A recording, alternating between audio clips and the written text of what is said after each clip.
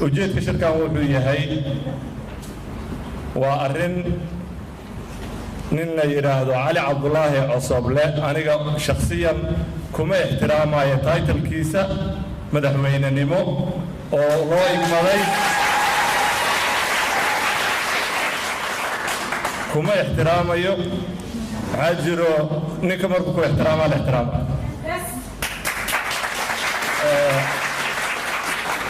waxaan leeyahay waxa uu dhisay waa baadil waxaan ka shaqaynaynaa oo u taaganahay maanta Cali Cabdullaahi oo waxaad gashay kala qoqob waxaad isu bedeshay hogaamiye kooxeed hogaamiye qabiil sidaas darteed waxaan ku cadaynayaa in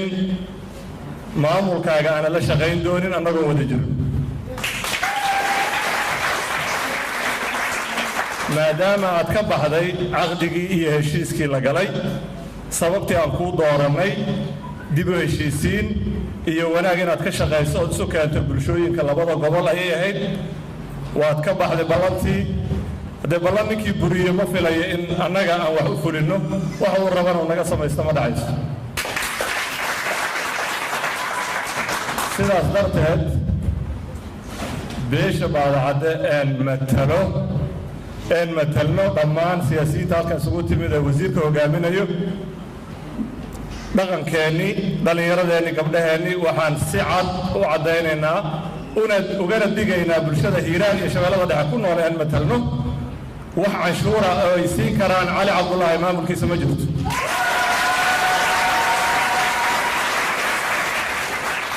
wada shaqayn dhow ay la yeelan karaan ma jirto waxa uu taagan yahay waa isku dirka beelaha ka soo jeeda labada gobol dan kale uu leeyahay ma jirto dee nintiisa gabay annagana ma adeegsanay tiisuu gabay tiisa daryeela mid kale ku daraa layidhi Cali Cabdullaahi wuxuu qaadi karaa ma jirto mas-uuliyadu qaadi karaa ma jirto waxaana ku fariisinaynaa kursi la eg asaga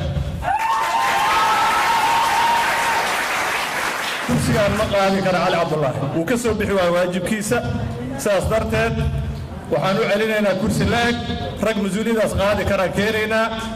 waxaan leeyahay oo rabaa inaan idinkaga mahadceliyo kasoo qaybgalka kasoo qayb gasheen iyo sida aad meesha u soo buuxiseen waxaan leeyahay oo kale ka raali ahaada khudbadihii aad rabteen iyo soo dhoweyntii aad rabteen waan ognahay inaad xamaasadaysantihiin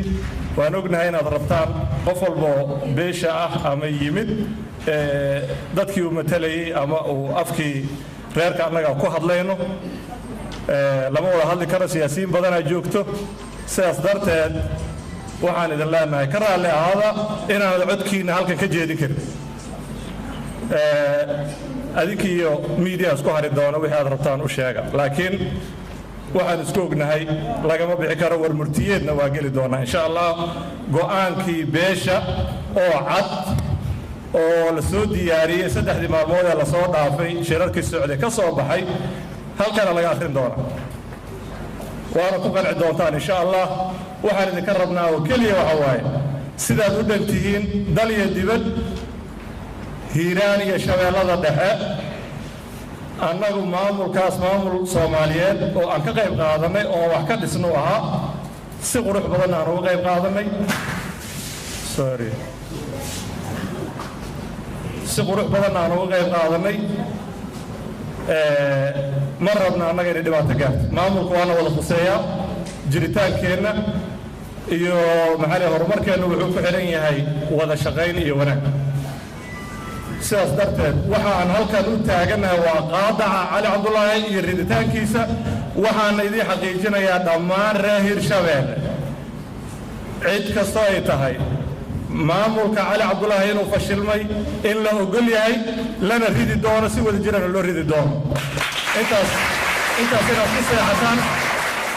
inta kaliya u taaganahayna ay tahay ilaa Cali Cabdullaahi kursi laag lagu fariisiyo inaan abaabulkan wado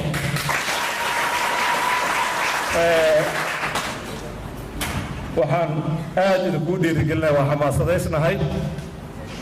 ma raba inaan xuduudda ka baxo kelmadihii oo dhan waxay ku kooban yihiin warqad A4 ah iyo go'aankii reerka waxaan idin leenahay annagu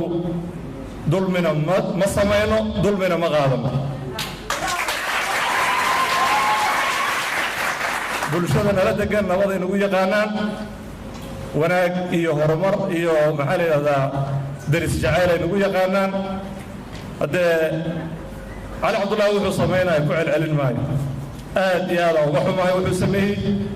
waana wax shaym ku ah asaga aad foolxumo ugu ah shaksiya cid la qabtaana ma jirto reer hiiraan waa waraystay ba iyo boqorkoodaan waraystay reerka uu ka soo jeedaan waraystay siyaasiyiintoodaan waraystay raalli kama aha waxa uu sameeyey cali cabdullaahi waa ku keligiis cid ku difaacaysana ma jirto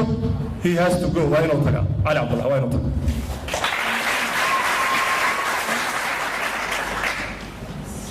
waxaan idin leeyahay waa ku dheeraada raalli dhowr daqiiqo ahayd wixii aan rabay inaan hadlo aadaan ugu fogaaday waxaan isku ognahay ilaa cali cabdullaahi salka dhulka loo dhigay inaan lala shaqaynin maamulka xaaraanta ah oo uu matalo wasalaamu calaykum